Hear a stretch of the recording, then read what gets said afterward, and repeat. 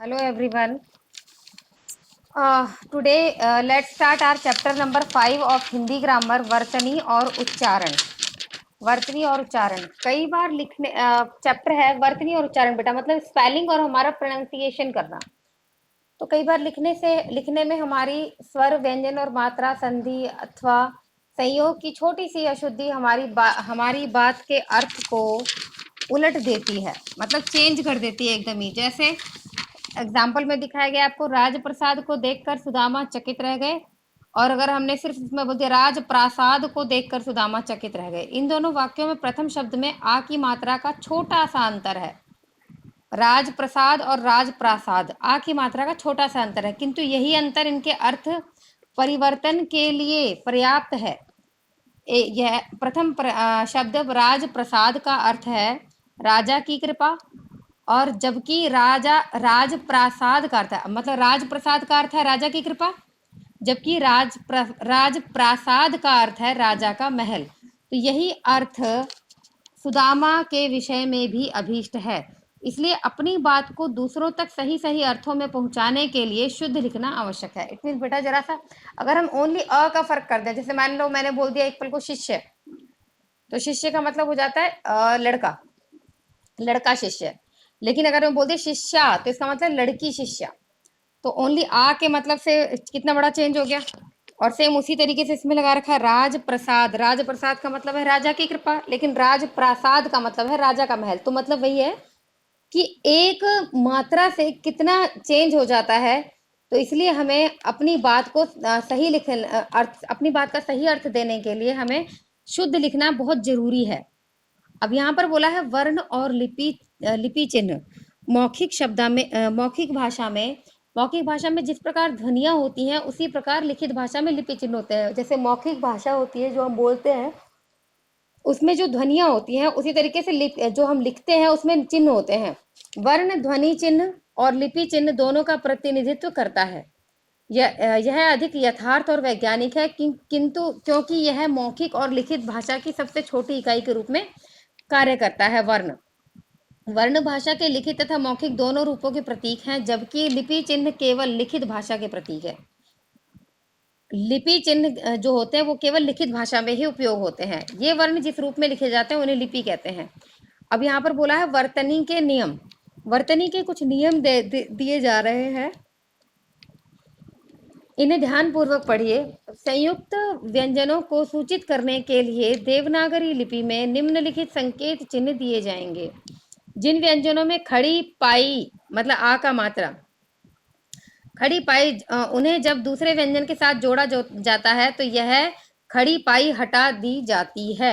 आ की मात्रा नहीं, खड़ी पाई है बेटा, ये आ की मात्रा नहीं है।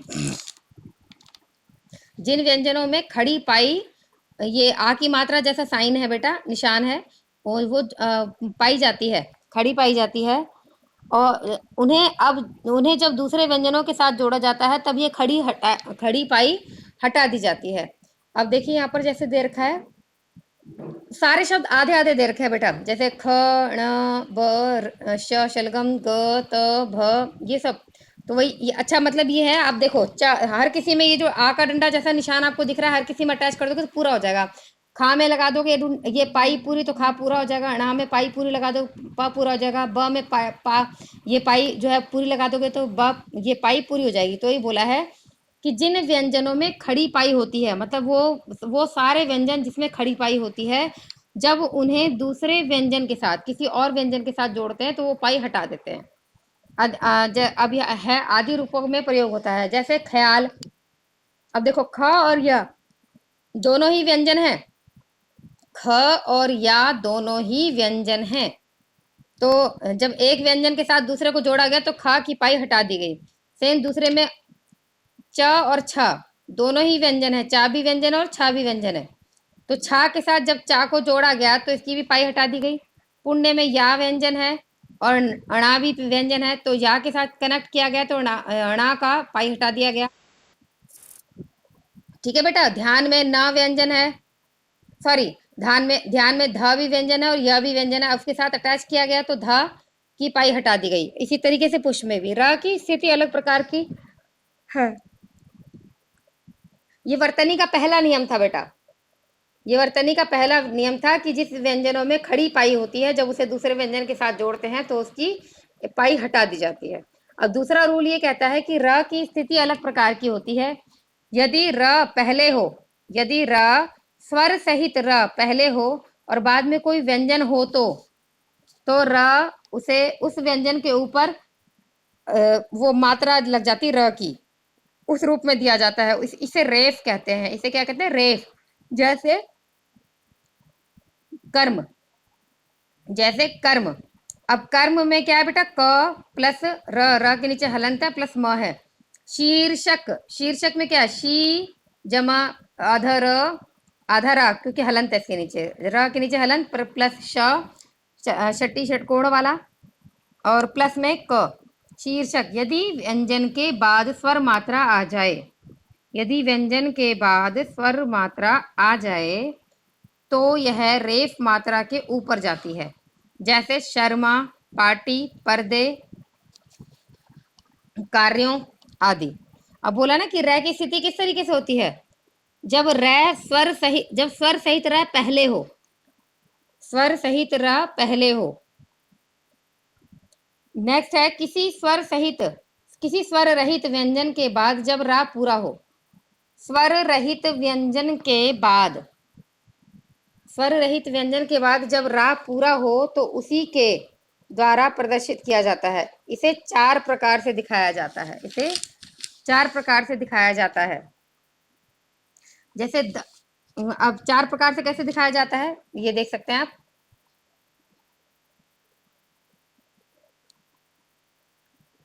जैसे द और ह जैसे व्यंजनों के साथ र का रूप द्र और ह की तरह होगा।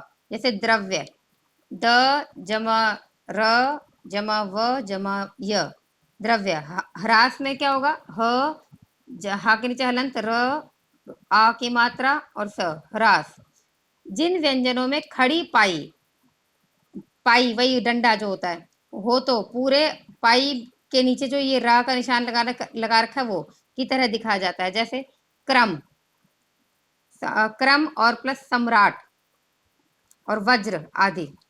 अब श में र जोड़ने पर श्र बनता है। जब श में हम रा जोड़ देते हैं तो श्र बनता है, किंतु उसके लिए श्र का प्रयोग किया जाता है।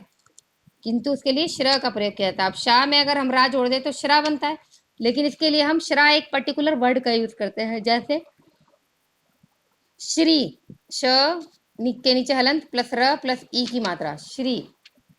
श्रम, श्रम में श के नीचे हलंत प्लस र प्लस म। परिश्रम में प जमा र जमा ई की मात्रा छोटी ई की प्लस में श के नीचे हलंत र और म। परिश्रम, क्योंकि श्रा बनाना श और रा के उससे, इसलिए खोल के लिख दिया उसको श और र। सेम उसी तरीके से है आपका ट ठ ड आदि के साथ पूरा र, केवल नीचे ये वी जैसी शेप बनी हुई है उल्टी सी के रूप में लिखा जाता है, उल्टा वी टाइप का। जैसे राष्ट्र, ट्र के नीचे जो लगा हुआ है। अब राष्ट्र में राष्ट्र के नीचे जो लगा हुआ है, जैसे रा जमा आ जमा श, जो अब ये देखिए दो व्यंजन एक साथ हो गए तो शाह आधा हो गया। तो उसके बाद श आधा, क्योंकि श आधा है इसका मतलब नीचे हलंत लगेगा। श के नीचे हलंत लगाया प्लस ट लगाया। ट के नीचे हलंत लगाया, क्योंकि ट के नीचे हलंत इसलिए लगाया क्योंकि ट पूरा नहीं है। टा के नीचे रा लगा हुआ है, रा पूरा है, राष्ट्र। अब है ट्रक। ट्रक में क्या है? टा आधा है लेकिन रा पूरा है। ट नीचे हलंत और रा पूरा और प्लस में क।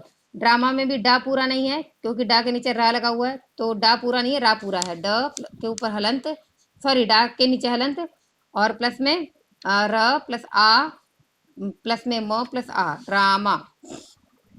क फ के लिए कफ का प्रयोग किया जाता है। जैसे क और फ के लिए क फ का प्रयोग किया जाता है। क आधा क और फ आधा फ का प्रयोग किया जाता है। जैसे पक्का, दो जगह आपके आ गए पक्का। क और फा के लिए जैसे अब देखिए पक का पूरा आ गया, उससे पहले क आया तो वो आधा आ गया, और उसी तरीके से फ भी आधा। ता आ गया पूरा तो फ आ गया, वही दो व्यंजन मिले तो पहले वाला आधा हो गया। दो व्यंजन मिले तो पहले वाला आधा हो गया। नेक्स्ट है आपका ड छ अड़ छ ट ठ, सॉरी ट ठ ड ढ द ह। आदि रूपों के नीचे हलंत लगाया जाएगा। इनके नीचे हलंत लगाया जाएगा क्योंकि इनमें खड़ी पाई नहीं पाई जाती। अब देखो इन सब में बेटा खड़ी पाई नहीं पाई जाती। देखो ड़ा है, ड़ा के पर कोई डंडा दिख रहा है आपको? ना ड़ा पे कोई डंडा है, ना छ पे, ना ट पे, ठ पे, ढ पे, द पे, ह पे, इन सब पर कोई पाई नहीं लगी है, कोई खड़ा डंडा नहीं है। तो इसलिए इन सब के नीचे आपको आप ध्यान से देखो, इनसे जितने भी व्यंजन इस वाले ये वाले आए हैं, इन सब के नीचे वो लग रखा है हलंत। जैसे ट, गड्ढा, नाट्य में ट के नीचे, गड्ढा में ड के नीचे, धनाढ़ में ढ के नीचे, अविद्या में द के नीचे, बुद्ध में द के नीचे, चिन्ह में च के नीचे। आगे बोला है आपको ट से पहले प्राय श का प्रयोग किया जाता है। ट से पहले प्राय श का प्रयोग होता है। अब जैसे कष्ट में हो गया आधा श, निष्ठा में हो गया आधा श, उसके बाद हो गया षडानन, ड आ गया ड से पहले। तो ट से पहले प्राय श का प्रयोग होता है। कष्ट दिखा दिया आपको, निष्ठा, षडानन, कृष्ण। और री के बाद प्राय श षटकोण का यूज होता है। जैसे री के बाद क्री के बाद शी हो गया, व्री के बाद श हो गया वृषभ और कृषि। श केवल संस्कृत शब्दों में आता है। श केवल संस्कृत शब्दों में आता है। संस्कृत शब्दों में षटकोण वाले श का यूज ज्यादा होता है। श का प्रयोग संस्कृत, हिंदी और विदेशी शब्दों में होता है। श का प्रयोग संस्कृत, हिंदी और विदेशी शब्दों में होता है। लेकिन यदि श और श एक साथ आए तो श का प्रयोग पहले होगा। जैसे शेष, शोषण, शीर्ष। अब देखो षटकोण से पहले शलगम आया है, शलगम वाला श। पंचमाक्षर अड़ा या सॉरी अड़ा या ण न और म, अड़ा या अणा न म जब अपने वर्ग के व्यंजन से पहले जुड़ते हैं तब उसे अनुस्वार के रूप में दिया जाता है। जैसे अब ये देखो ये अनुस्वार के रूप में क्यों देते हैं? क्योंकि ये देखो ये अटैच है। जैसे पंत में पंत, ये अनुस्वार लग गया ना। गंगा, ये अपने वर्ग के व्यंजन से पहले जुड़ते हैं, गंगा, पंप, मंजन और मंडप। इस प्रकार अनुस्वार ड़, य, अणा, न और म का प्रयोग, मतलब अनुस्वार में इन सब की ध्वनि दिखेगी आपको। गंगा में देखो अंग ये अणा की मिल गई, और या की मंजन में मिल गई आपको अणा।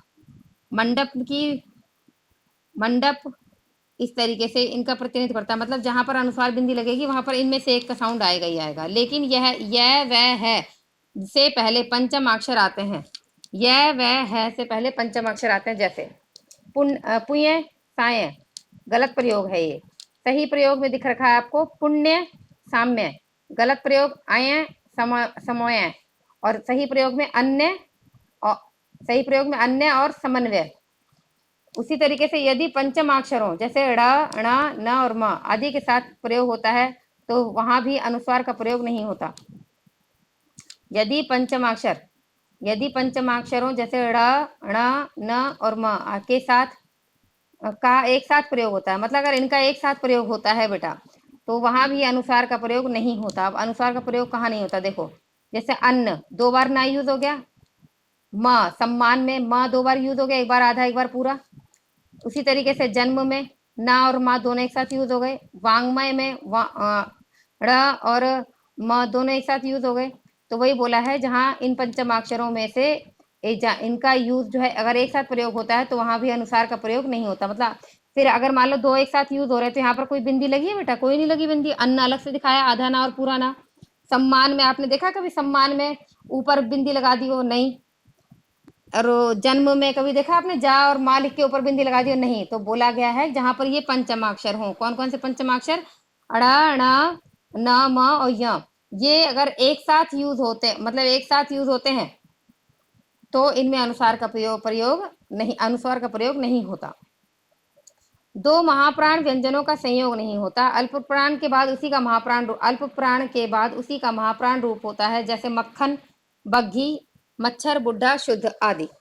अब नेक्स्ट पॉइंट पर है आपकी वर्तनी संबंधी अशुद्धियां।